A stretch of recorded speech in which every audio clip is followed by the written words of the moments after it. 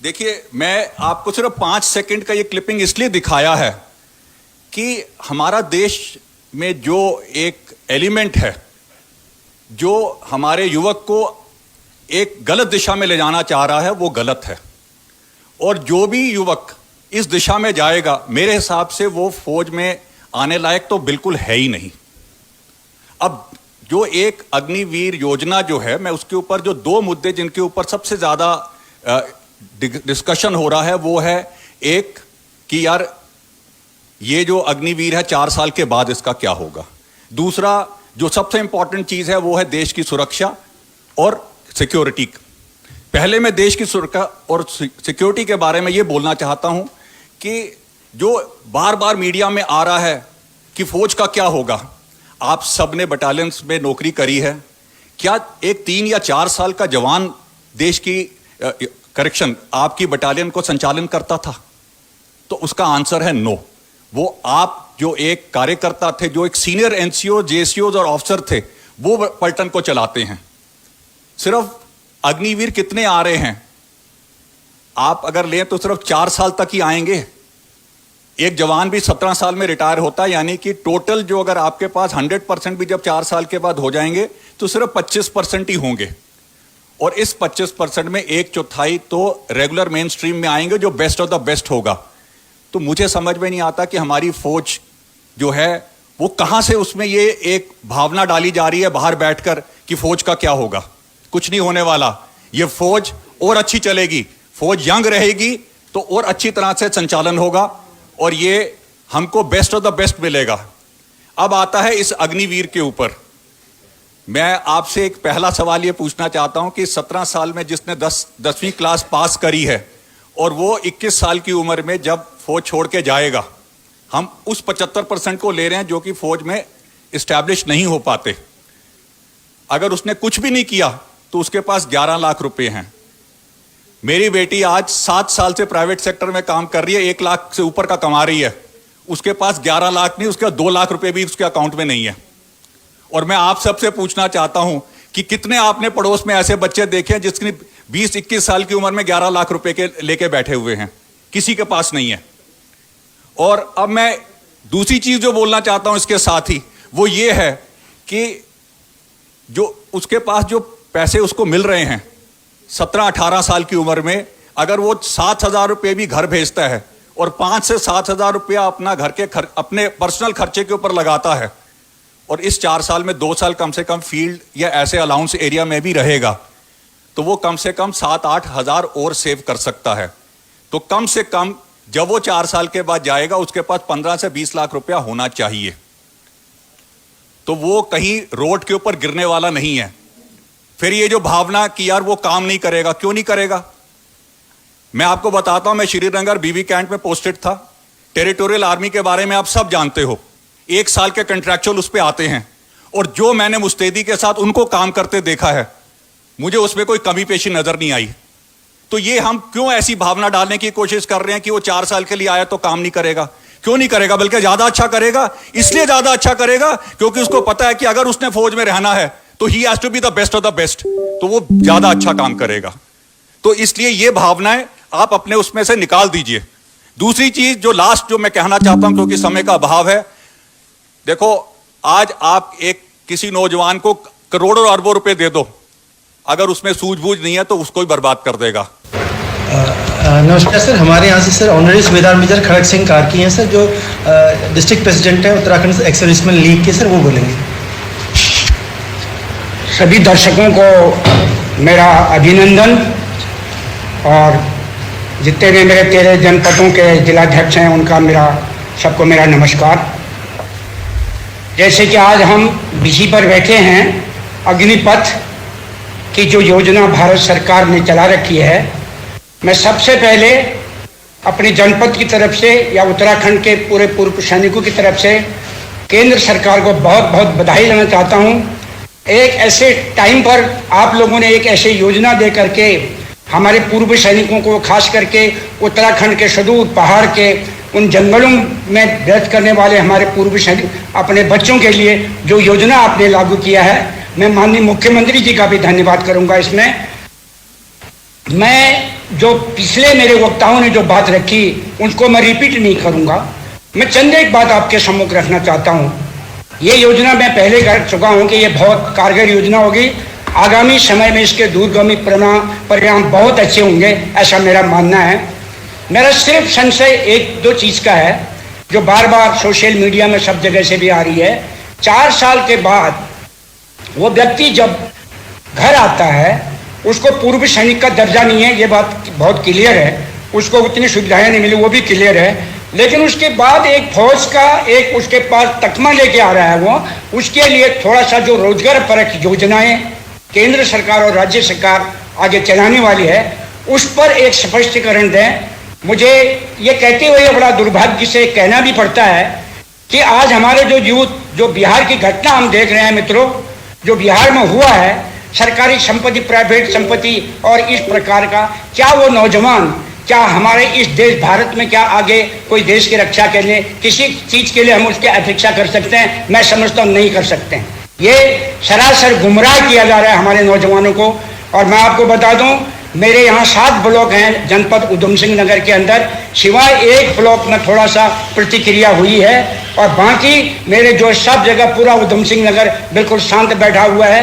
लगभग सब मेरे पास संदेश आ रहे हैं, मीडिया वाले भी मुझसे पूछ रहे हैं। तो हमारी जनपद की तरफ से यहाँ की शांति व्यवस्था बहुत बढ़िया है, यहाँ से कोई ऐसी घटना भी नहीं हुई। कारण यह है कि हम सोशल मीडिया से जुड़े हैं और हम सबको बताते जाते हैं ये योजना कैसी है, इसके दूरगामी परिणाम कैसे होंगे, कैसे हम अपने नौजवानों का भविष्य को सुरक्षित रख सकते हैं। इन बिंदुओं पर जो सरकार ने कई सालों से चिंतन मंथन और गहरी चिंतन के बाद जो है ये निकाला है, लेकिन बगैर सोचे समझे कुछ असामाजिक तत्व जो भारत में फैले हुए हैं उनकी वजह से जो आज हमें ये खामियाजा भुगतना पड़ रहा है। धन्यवाद कार्की जी, मैं बहुत अच्छा। शुभकामनाएं देता हूँ मुख्यमंत्री जी को।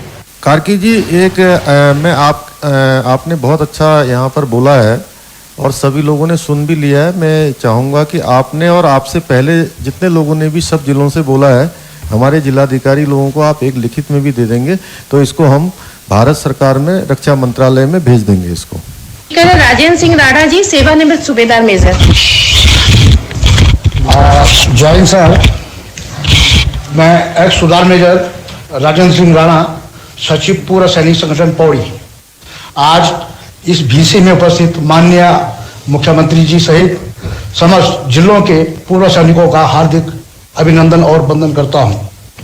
मान्यवर, मैं माननीय प्रधानमंत्री नरेंद्र मोदी जी का सभी सैनिकों की तरफ से हार्दिक अभिनंदन करता हूं कि उन्होंने अपनी ये दूरगामी योजना युवाओं के लिए और इस भारत माता के लिए सोची है। ये एक बहुत ही सराहनीय कार्य है। इसमें कई बातें आ रही हैं, लेकिन मेरा मानना है और हम पूर्व सैनिकों का, पौड़ी वालों का मानना है कि जो युवा सेना में भर्ती होकर के एक अग्निवीर के तौर पर जाएगा उसको फाइनेंशियल तो लाभ है ही है, साथ ही उसकी शिक्षा भी उसको पूरी रूप से मिल रही है। हाई स्कूल को इंटर का सर्टिफिकेट और इंटर वाले को कोर्स व डिग्री दी जा रही है। उसको घर आने के बाद वैसे तो 25% उनको सेना में लिया जा रहा है, लेकिन जो बाकी लोग घर आएंगे उनके लिए अन्य रास्ते भी खुले हुए हैं, जैसे कि पैरामिलिट्री में बीएसएफ, सीआरपीएफ या अन्य जो भी गृह मंत्रालय के अंदर आते हैं वो सारे रास्ते उनके लिए खुले हुए हैं और उनमें उन्हें 10% आरक्षण भी दिया जा रहा है। अभी आपने महिंद्रा ने कल ही मैं टीवी में देख रहा था, उन्होंने भी अग्निवीरों को सबसे पहले प्राथमिकता देने को कहा है और ये आगे मेरे हिसाब से मेरा मानना है कि ये इनके लिए बढ़ता ही जाएगा। ये कभी भी बेरोजगार नहीं हो सकते हैं। भारत माता की सेवा करने का किसी को मौका मिलता है और आज इन युवाओं को बहुत अच्छा मौका मिल रहा है कि भारत माँ की रक्षा के लिए ये वर्दी धारण करेंगे और भारत माँ की रक्षा करेंगे। और सबसे बड़ी बात है कि सेना में एक डिस्क्रिमिनेट आदमी हो जाता है, चाहे वो 16 साल या 17 साल की उम्र, एक उसमें डाइवर्ट होने की उम्र होती है। वो अच्छा भी बन सकता है या गंदा भी बन सकता है। माननीय मुख्यमंत्री जी ने इन युवाओं के लिए एक अच्छी सोच, एक डिस्टेंस आर्मी में भेजने की जो ये मुहिम छेड़ रखी है, ये बहुत ही वंदनीय है, सराहनीय है। धन्यवाद पौड़ी। बाकी सुझाव आप लिख के भेज दीजिए, हम लोगों के पास थोड़ी समय की कमी हो रही। डीएम टिहरी पे। नमस्कार सर। सर हमारे साथ यहाँ पर देवभूमि पूर्व सैनिक कल्याण समिति हरिद्वार के अध्यक्ष दिनेश चंद्र सकलानी जी, एक्स सूबेदार मेजर हैं, ये अपनी बात रखना चाहते हैं। धन्यवाद। मैं हरिद्वार की ओर से इस प्रोग्राम के लिए माननीय मुख्यमंत्री जी, सैनिक कल्याण मंत्री जी और सभी पूर्व सैनिक एवं जिलाधिकारी महोदयों का हार्दिक अभिनंदन एवं स्वागत करता हूं। जैसा कि मेरे से पहले सभी वक्ताओं ने पूरी बातों का निष्कर्ष कुछ न कुछ समावेश कर दिया है, मैं केवल उत्तराखंड के बारे में कहता हूं कि हमारे जो पूर्व 4 साल के बाद जब घर आएंगे और उनको 11 लाख रुपए मिलेंगे, तो हमारे पहाड़ में 99% जमीन बंजर पड़ी हुई है, उसका सदुपयोग किया जा सकता, जैसे कि कोरोना पीरियड में अभी हुआ है। मैं चाहता हूं कि हमारी उत्तराखंड सरकार इस तरफ ऐसा ध्यान दे कि जो वहां से आउट किया जाएंगे उनको पहाड़ में कुछ जमीन देकर एक व्यवसाय के तौर पर प्रोजेक्ट किया जा सके। ये पहले भी मैंने सैनिक कल्याण मंत्री जी के द्वारा भी दिया है। इस पर हम लोग बिल्कुल विचार करेंगे, क्योंकि हमारे प्रदेश स्तर का है ये मामला। ठीक, धन्यवाद आपका। मैम नमस्कार। मैं हमारे ओर से मेजर गोपाल सिंह रावत जी हैं, ये सैनिक कल्याण लीग के सैनिक लीग के अध्यक्ष हैं, तो वो बात करें। कौन है? जय हिंद। मैं major Rautela, ex serviceman league जनपद नैनीताल का अध्यक्ष हूं। जो अग्निवीर योजना चलाई है भारत सरकार ने, यह खासकर उत्तराखंड जैसे युवाओं के लिए एक स्वर्णिम अवसर है। जो युवा आज बेरोजगारी के गार पर है, इस योजना से बहुत सारे युवा हमारे रोजगार मिलेगा उनको। अभी उसके साथ साथ में दुनिया के जितने भी एडवांस कंट्रीज हैं, उन्होंने सबने इसको अपनाया है, लेकिन ये युवा हैं, इनको ज्यादा समझ नहीं है और ऐसे असामाजिक तत्वों के बहकाव में ये लोग आ रहे हैं। इसलिए हम सबका परम कर्तव्य है कि हम युवाओं को बताएं। और अभी उत्तराखंड में जो यहाँ पर एजिटेशन हो रहा है, मैं हल्द्वानी में जिला प्रशासन और पुलिस की वहाँ तारीफ करूंगा कि उन्होंने किस तरफ से इसको नियंत्रित किया। अभी जरूरत है हमको कि हम युवाओं को सिर्फ ये न बताएं कि केवल अग्निवीर 4 साल के बाद आप घर आ जाओगे, ये ना बताएं, बल्कि युवाओं को हम लोग ये समझाएं कि आपने जो 25% में सिलेक्शन होना है, उसमें अधिक से अधिक युवा उत्तराखंड के हों। अगर कमिश्निंग में, सेना में अधिकारी बनने में ज्यादा से ज्यादा युवा उत्तराखंड के आ सकते हैं, तो अग्निवीर यहाँ के युवाओं के लिए बहुत छोटी बात है और उस 25% में अधिक से अधिक युवा उत्तराखंड के आए। मेरा एक निवेदन है, सुझाव है। मेरा अनुरोध है कि बाकी सुझाव गर्ब्याल जी आप लिख के भिजवा दीजिए। मैं उत्तराखंड एक्स सर्विसमैन लीग का प्रेसिडेंट हूँ, जो कि अभी 26 को हम इलेक्ट हुए थे। मैंने सभी अपने जो डिस्ट्रिक्ट्स हैं उनके सभी लोगों से इंटरेक्ट किया है, ताकि उनके मन की बात, उनके सुझाव या जो ग्राउंड पर है वो सब वो हमें बताएं। काफ़ी सारे पॉइंट तो आज वर्चुअल कॉन्फ्रेंस के थ्रू आ ही गए हैं। इसमें चंद एक जो और बातें थी जो कुछ जो एस्पिरेंट्स हैं उनसे जो उभर के आई और जो चीज़ें हैं उसके लिए मैं कुछ कहना चाहूँगा। ये जो स्कीम है ये बहुत अच्छी स्कीम है, इसमें कोई शक किसी को नहीं है, क्योंकि जो फौज के जो मेन मुद्दे थे कि अपने फौज का जो प्रोफाइल है वो यंग रहे, तो इस स्कीम के द्वारा वो डेफिनेटली 100% अचीव होएगा, शक नहीं। दूसरा जो जिसके कारण ये आने की नौबत आई कि पेंशन बजट बहुत ज़्यादा होता जा रहा था over a period of time, तो इस स्कीम के द्वारा उसको भी कंट्रोल किया जाएगा। ये दो चीज़ें जो फौज को परेशान कर रही थी वो हो जाएगी, इसमें कोई शक नहीं। खाली इसमें जो इसकी मेथडोलॉजी है, जिस तरह से जो प्रक्रिया है और जो समय है, उसमें थोड़ा सा कुछ अगर हमारा सुझाव है कि उसमें अगर थोड़ा कुछ किया जाए तो ये बहुत अच्छी स्कीम चलेगी।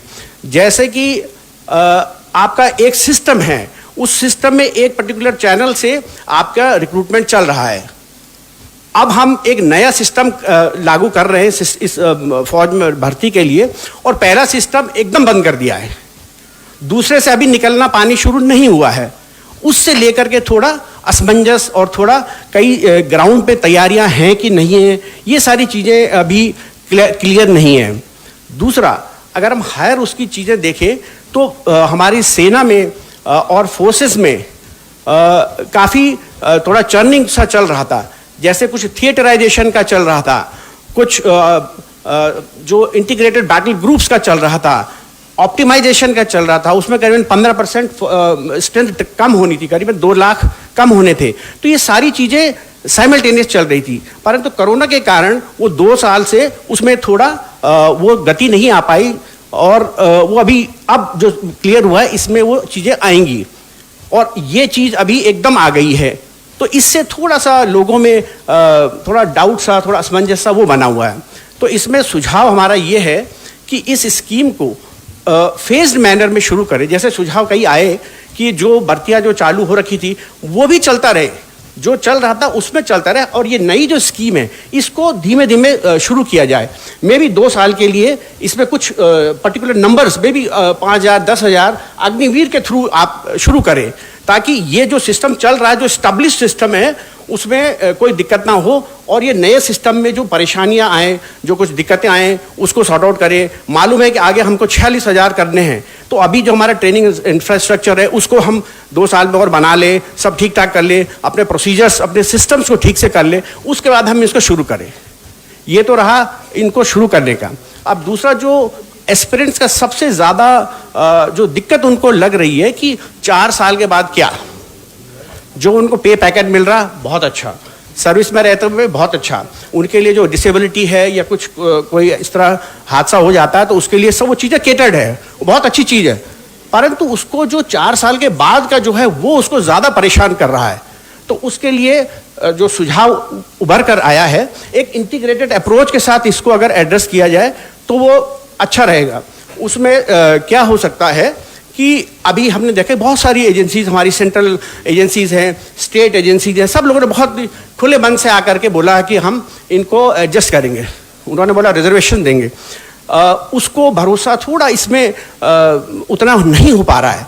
उसके लिए इंटीग्रेटेड अप्रोच का मेरा ये सुझाव है कि एक एजेंसी जो है ये 2 साल में जो अभी ये चल रहा है, जिसमें हम थोड़े से अग्निवीर को हम लेंगे, वो जो एजेंसी जो बोल रही हैं वो इन रिजर्वेशंस को इन टर्म्स ऑफ नंबर्स बताएं कि मैं इस साल में 20 लूँगा, 50 लूँगा, 100 लूँगा, और वो ये इंटीग्रेटेड वाला जो एक सिस्टम हो उसके पास वो सब आ जाए।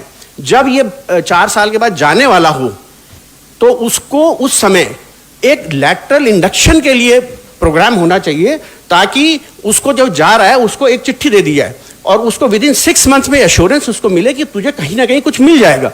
अगर हम रिजर्वेशन की बात करते हैं तो वो जाएगा, फिर कहीं फॉर्म भरेगा, फिर दौड़ेगा, जबकि ये तो हमने भी 4 साल पहले इसको टेस्ट किया था, फिजिकली टेस्ट किया था, मेंटली टेस्ट किया था, और पूरे 4 साल में वो टेस्ट होता रहा, तो एकदम फिट है वो, उसमें कोई दिक्कत नहीं है। उसको हम सीधे लेट्स से असम राइफल में जाना है, असम राइफल ने बोला मैं इस 6 महीने में 50 लोगों को ले सकता हूँ, तो जो ये जा रहे हैं बाहर उनमें फर्स्ट 50 को असम राइफल के लिए वो जब जा रहा है यूनिट से उसको पकड़ा दिया जाए, चिट्ठी ये लो तुम फलानी तारीख असम राइफल में ज्वाइन करो, वो बहुत खुशी खुशी जाएगा और यहाँ पर भी रहेगा। उसको मालूम है कि मेरा जो सिक्योरिटी मुझे चाहिए थी वो मिल रही है, तो वो देश के लिए कुछ भी करेगा, जुनून उसमें पूरा रहेगा सर, इसमें कोई शक नहीं है। अगर हम उसको बोलेंगे 4 साल के बाद तू चला जा, तो एक असमंजस में जो है वो, तो उसको लेटरल इंडक्शन ना कि रिजर्वेशन, ये बहुत जरूरी है। बहुत अच्छा सुझाव है आपका, हम लोग भेज देंगे भारत सरकार को भी और राज्य में भी। परम आदरणीय माननीय मुख्यमंत्री महोदय, सैनिक कल्याण मंत्री महोदय, हमारे जनरल साहब, एसीएस मैडम, साथियों, सर मैं सिर्फ एक नया पॉइंट ऐड करना चाहता हूँ जो अभी तक आए हैं।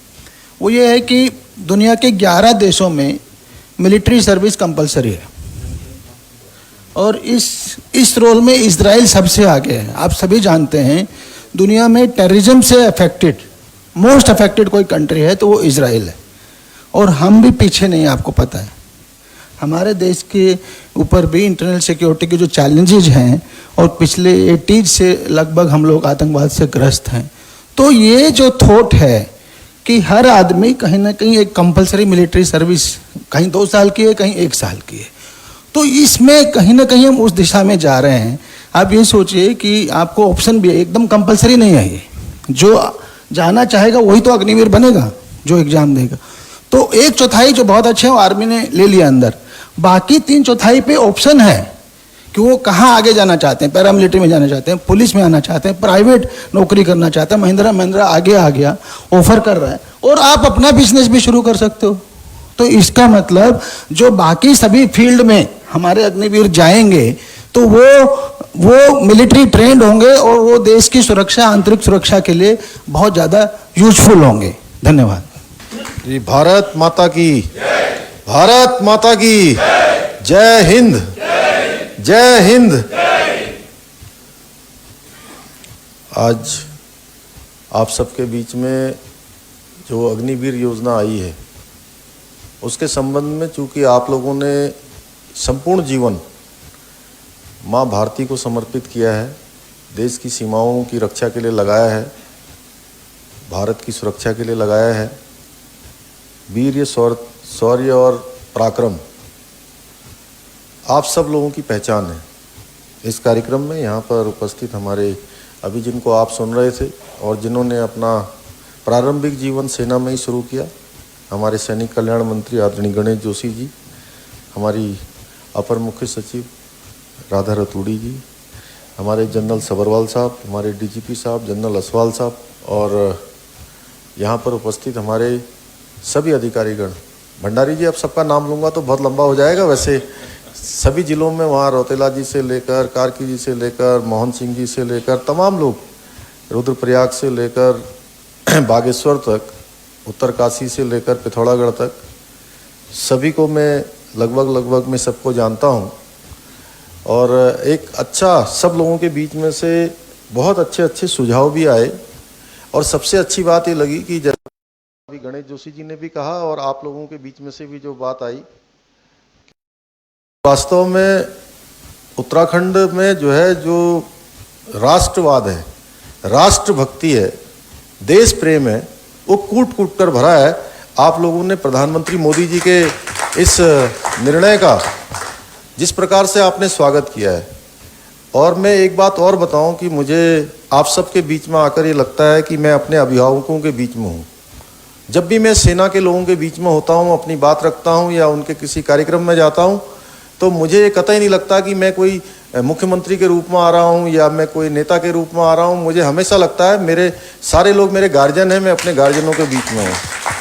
तो मैं एक बात और कहना चाहता हूँ आपसे कि इसमें देखिए, प्रधानमंत्री मोदी जी ने जितने भी निर्णय आज तक लिए हैं, 2014 से लेकर अब तक, सारे के सारे निर्णय उन्होंने देश हित में लिए हैं।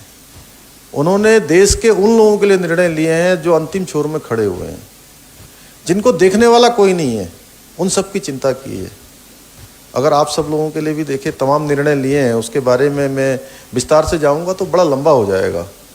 1 रैंक और 1 पेंशन कितने सालों से रुका हुआ था, वो निर्णय लिया, भले ही जो है उसमें आगे चलकर और भी निर्णय होंगे, लेकिन एक निर्णय लेने का काम उन्होंने किया। सियाचिन ग्लेशियर के अंदर जो लोग सेना में काम करते हैं, उनके पैर गल जाते थे, वो बर्फ का कीड़ा लग जाता था, मैंने देखा था उनको। आप लोगों में से भी सबको जानते होंगे, मैंने देखा कि कई लोगों के पैर काटने की नौबत आ जाती थी। अच्छे बूट नहीं होते थे, अच्छी जैकेट नहीं होते थे, अच्छे उनके पास उपकरण नहीं होते थे। वो सारे के सारे निर्णय प्रधानमंत्री मोदी जी के आने के बाद हुए। देश की गरीब जनता को, देश की आम जनता को, सामान्य जनता को सुविधाएं देने का काम किसी ने किया तो मोदी जी ने किया। देखिए, मैं सैनिक का पुत्र होने के नाते सेना से मेरा बड़ा लगाव रहा, और मैं भी जब ये योजना आई थी तो मैं एक बात जरूर सोच रहा था, मैं आपको बताऊं मैडम, यहाँ पर मैं आप लोगों को बुलाया तो मैं सोच रहा था कि ये ऐसा तो नहीं कि अब ये अग्निवीर आ गया तो वो जो हमारी पूरी जो सिपाही हमारे भर्ती होते हैं और ऑनरी कैप्टन तक जाते हैं, वो ख़त्म तो नहीं हो जाएगा। सब मेरे मन में भी विचार आया है, लेकिन फिर मैंने अभी यहाँ पर भी देखा और मैंने सोचा, यार मैंने कहा 25% लोग तो उसमें कंटिन्यू करने वाले हैं, और जो 75% रह जाएंगे उनको अर्धसैनिक बलों में, किसी को बीएसएफ में, किसी को सीआरपीएफ में, किसी को एसएसबी में, किसी को आईटीबीपी में, किसी को हमारे यहाँ उत्तराखंड पुलिस में, अन्य स्थानों पर, हर राज्य उसको आगे लेकर आगे करेगा। और हमारे उत्तराखंड की बड़ी खेप जाएगी, देश की बड़ी खेप जाएगी। सारे लोग जो है सेना को देखेंगे नज़दीक से। दुनिया के तमाम देशों में इस प्रकार का काम चलता है कि वहाँ का हर नागरिक सैनिक होता है। तो कहीं ना कहीं उस चीज़ को जो है ध्यान में रख के मोदी जी ने और हमारे रक्षा मंत्री जी ने ये निर्णय लिया है। ये बात जरूर है कि आप लोगों के बीच में से कुछ अच्छे अच्छे सुझाव आए हैं और उन सभी सुझावों पर हम लोगों ने बिल्कुल लिखित रूप से, हमारे सैनिक कल्याण के सचिव भी यहाँ पर हैं, सारे जिलाधिकारियों से भी मैं कहूँगा कि वो चूँकि कुछ लोगों को हम लोग नहीं भी सुन पाए, चूँकि पहले से कार्यक्रम कुछ निर्धारित थे और मेरा मन तो था कि आप लोगों के साथ कम से कम 4-5 घंटे बैठकर इसमें एक एक की बात सुनते हैं हम लोग। और जिनकी बात में नहीं सुन पाए हम लोग, मैं सभी जिलाधिकारियों से कहूँगा कि उनके सारे जो भी ज्ञापन हैं, जो उन्होंने अपनी बातें करी हैं, अच्छी बातें करी हैं, सुझाव भी दिए हैं और योजना को एप्रिशिएट भी किया है। दोनों चीज़ें जो हम लोग रक्षा मंत्रालय को भेजेंगे, यहाँ से माननीय प्रधानमंत्री जी को भेजेंगे और हमारा प्रयास भी होगा। जैसे इसमें 2-3 चीज़ें बड़ी अच्छी आई हैं कि जो भर्ती चल रही है उस भर्ती के बारे में ज़रूर मैं बात करूँगा कि जो भर्ती पहले से हो गई है, जिनके रिटर्न एग्ज़ाम हो गए हैं, वो सारी चीज़ें सारी कंप्लीसन हो गया है उनका, तो उस बारे में हम लोग निश्चित रूप से बात करेंगे। और आप लोगों ने जो यहाँ पर अपने विचार रखे हैं, इस मंथन से अवश्य ही अमृत निकलेगा। और मैं आप लोगों से अनुरोध करूँगा, बड़े महत्वपूर्ण लोग यहाँ पर भी बैठे हुए हैं। यहाँ पर भी हमारे पास 100 से ज़्यादा की संख्या है जिन्होंने देश की रक्षा के लिए अपने जीवन को लगाया है। और ज़िलों में भी जो लोग हैं, मैं अधिकांश लोगों को जानता हूँ, चाहे वो उत्तरकाशी से हमारे मेजर साहब दे रहे थे या हमारे चमोली वाले दे रहे थे या हमारे ऊधम सिंह नगर से दे रहे थे, सभी लोगों को लगभग मैं जानता हूँ। और आप लोग बहुत ही महत्वपूर्ण लोगों में से हैं। आप सब लोग क्रीम हैं। और जो आज हमारे बीच के ही कुछ नौजवानों को, हमारे बीच के हमारे घर के बच्चों को जो बरगलाने का काम हो रहा है, उनको गलत दिशा में ले जाने का काम हो रहा है अनावश्यक रूप से। हम इस मामले में थोड़ा सौभाग्यशाली है कि हमारे यहाँ सेना ने हमेशा समाज की ढाल बन के काम किया है, देश की ढाल बन के काम किया है। और इस समय भी हमने देखा कि ऐसे समय में भी आप लोग सब लोग आगे आए हैं। और उत्तराखंड के अंदर जो अभी गणेश जोशी जी कह रहे थे कि और वहाँ से हमारे रौतेला साहब कह रहे थे, हल्द्वानी से रौतेला साहब वहाँ बैठे हैं, दिख रहे हैं मुझे, तो उन्होंने भी कहा कि इसमें ऐसे सामान्य जो नौजवान हैं, जो युवक हैं, वो नहीं आए। वो जो भी आए पॉलिटिकली, जिनको लाया गया या जिनको बरगलाया गया, वो लोग आए हैं। और देश के बारे में देखिए, देश के अंदर इस आज़ादी का जब हम अमृत महोत्सव मना रहे हैं, तो अमृत महोत्सव में हमें ये बात भी ध्यान रखना चाहिए कि देश की आज़ादी से लेकर जो 75 साल हुए हैं, उन 75 सालों में से 55 सालों से ज़्यादा समय तक किसका शासन रहा है और देश के अंदर क्या हुआ है, आज मोदी जी के नेतृत्व में क्या हो रहा है। मोदी जी जो भी सोचेंगे वो देश के बारे में सोचेंगे, क्योंकि वो एक, मैं कहूँ तो कर्म योगी हैं। उन्होंने अपना कोई घर नहीं बसाया है, अपना कोई परिवार नहीं बनाया। उनके लिए तो संपूर्ण हिंदुस्तान अपना परिवार है।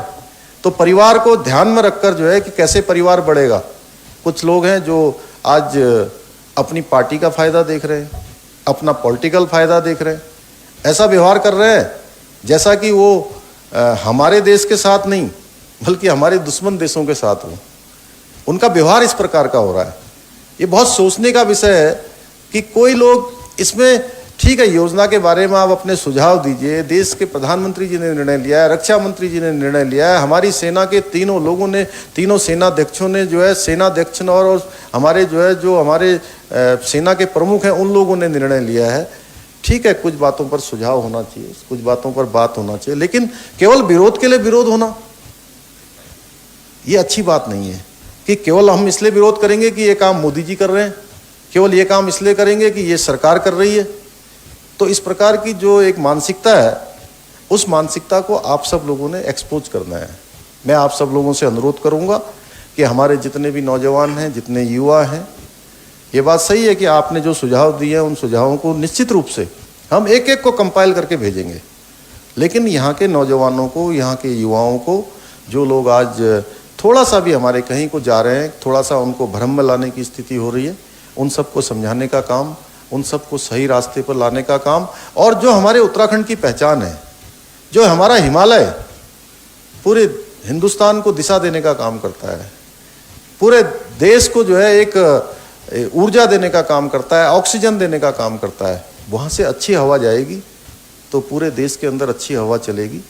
और एक जिसके बारे में हम कल्पना करते थे कि हम दुनिया को दिशा देने वाला देश बनेंगे, गौरवशाली भारत, वैभवशाली भारत, शक्तिशाली भारत का निर्माण करने के लिए मोदी जी आज जो है हमको नेतृत्व दे रहे हैं। तो हमको निश्चित रूप से उनके साथ खड़ा होना चाहिए, उनके पीछे खड़ा होना चाहिए और उनको कहीं ना कहीं मजबूती देने का काम जो आप करते आए हैं अभी तक, जितनी बार भी हो रहा है, आप लोग हमेशा मजबूती से उसके साथ खड़े हैं, आगे भी आप सब लोग इसी प्रकार से खड़े रहेंगे। इस अवसर पर मैं आप सभी का हृदय की गहराइयों से आप सबका धन्यवाद करते हुए कि आप सब लोगों ने अपने अपने विचार रखे और आगे आकर ऐसे समय में सभी को रोकने का काम, थामने का काम, उनको एक सही दिशा में लाने का काम आप सबके माध्यम से होगा। इतना ही कहते हुए अपनी वाणी को विराम देता हूं। बहुत बहुत धन्यवाद। जय हिंद, जय भारत, भारत माता की, भारत माता की।